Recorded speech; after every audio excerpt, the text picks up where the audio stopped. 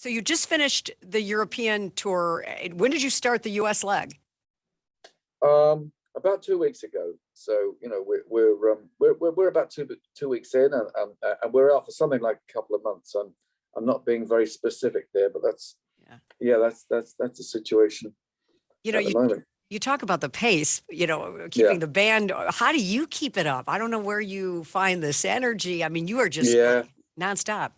Yeah, it's crazy, really, isn't it? It's just the way it is. But something happens when you get on stage, and I don't know. It just seems to transform everybody and everything. I think you become someone else.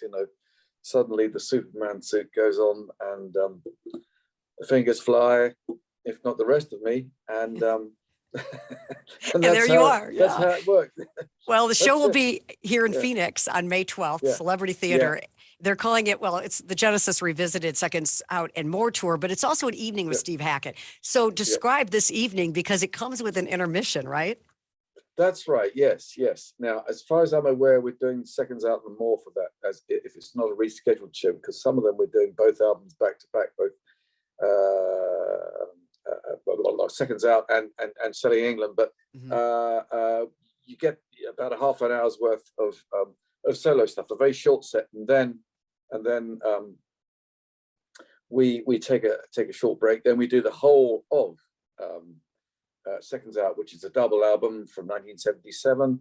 It's classic Genesis 70s stuff, and the band I've got, I have to say, I don't think this material has ever been played better than what these guys do. They are explosive, and they are fantastic. A bunch of virtuosos.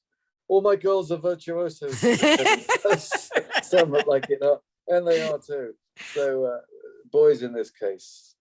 Yeah, that's awesome. Yeah, that's because for you to say that is really something, considering all the musicians you've played with. But the original album was recorded mostly in Paris. Is that right? That's right. Yeah. All those years ago, we were recording at that time when I was with Genesis. Yeah. We were recording shows for about 2 years, and we thought that was about the best one.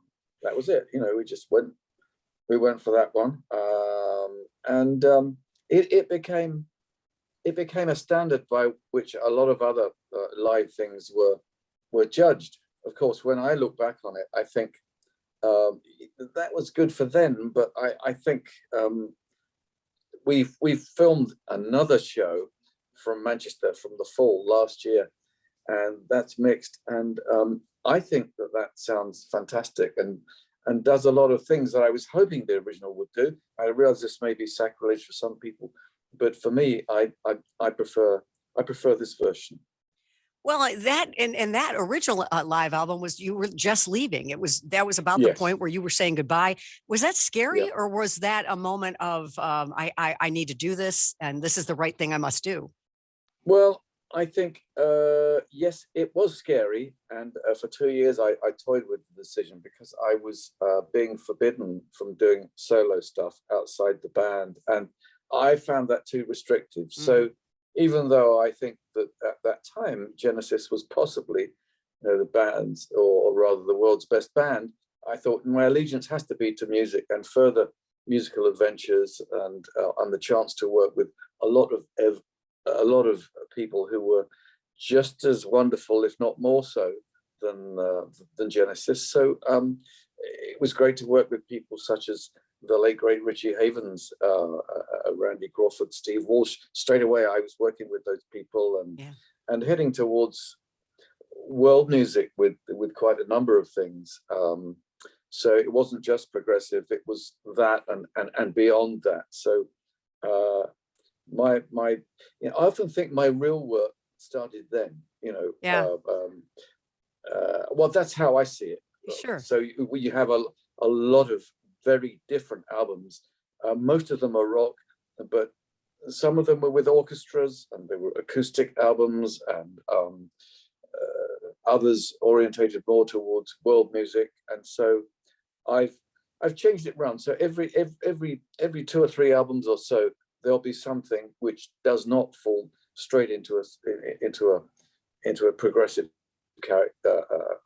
landscape. It's beyond that, and it's working with people all around the world, which I love. I love doing. And you've been all around the world. Let's talk about traveling, Yes. because it's one of my Yes. favorite things to do as well. You and your wife, Joe, go to some Yes. pretty remote places. That's right. Give me a We do. highlight. Tell me if you had to pick one or two highlights of places you could share. Oh my God. Well, okay, not too far away in distant Peru. Visiting Peru was extraordinary, and not just Machu Picchu, but other places which were wonderful. That was very, very lovely. Did you get to the Galapagos Islands good. while you were there? No, not this time, but Okay. it was that was wonderful. We've been to China, that was extraordinary.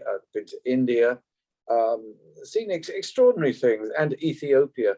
So all of them have been, and not just visits, not just as tourists, but using that to feed both the things that we write together, and so holidays become songs, become albums, become many other things. Sometimes they become films. It's so easy these days with an iPhone. If you're there with in various places in Ethiopia, and you're with a tribe that are going through some sort of initiation ceremony, we filmed it. Bull leaping and all sorts of stuff. It was extraordinary.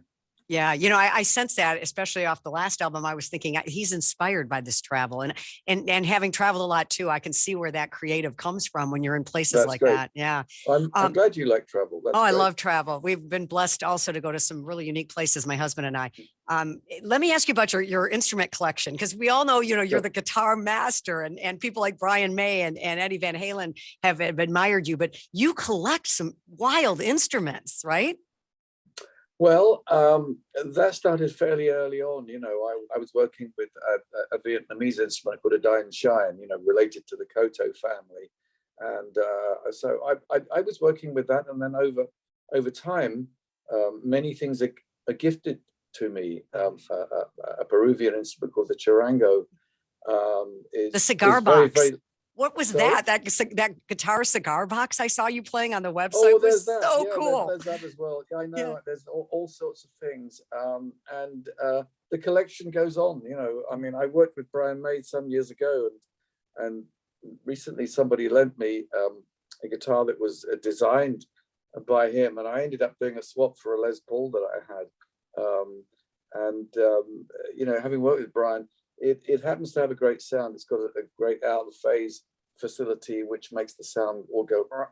It's very honky kind of sound, very upper harmonics, very much Brian, but it's a very, very exciting rock sound, and it fronts orchestral things very well as well. So it mixes with other instruments. My stalwart Les Paul, an ancient one, the Fernandez I had, where the sustain goes on forever without any tyranny of volume. You don't have to kill your neighbors to get sustain, and that's they're wonderful, these things. But I grew up playing harmonica 10 years before guitar, so I was a huge harmonica fan of people like Larry Adler, who I got to meet and spend some time with, and I loved the genius of Paul Butterfield, working with Michael Bloomfield.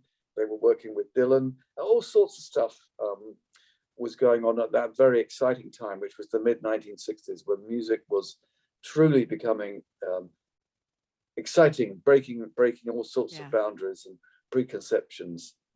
I just recently moved to Phoenix. I've only been here a year, but I came from Milwaukee, quite a long radio stint there. Have you been to the Les Paul Museum in Milwaukee? No, I haven't, but I did meet Les Paul, and I got a little bit of time to spend with him, which was wonderful, because he was a complete genius, of course. Yeah. Well, that's I'm so looking forward to playing in Phoenix. Well, we look forward to having you. The show again is May 12th, Celebrity Theater. Tickets are on sale now. What a great night with Steve Hackett, and I appreciate you taking the time. I hope you get to do something fun when you're here in town. Oh, well, I hope so. Yeah, I mean, we have pals, and I think Phoenix is truly wonderful. I mean, you're in the midst of the best of nature, so it really is a fun place. Absolutely love it. I love being out in the wild, with all of that. I just adore it. You know, we're starved of that kind of thing. Us Yeah. Brits. I just we're hiked a concreted mountain in. for the first time today. I just hiked a mountain, and it was the most amazing goosebumps. You know, it was an amazing experience. I don't know that you'll have time for that when you come, but we definitely want to see you in concert again, May 12th. Thanks for taking the time, Steve. Thank you so much, Karen, and lovely talking to you. Yes, Thank you take so care. much.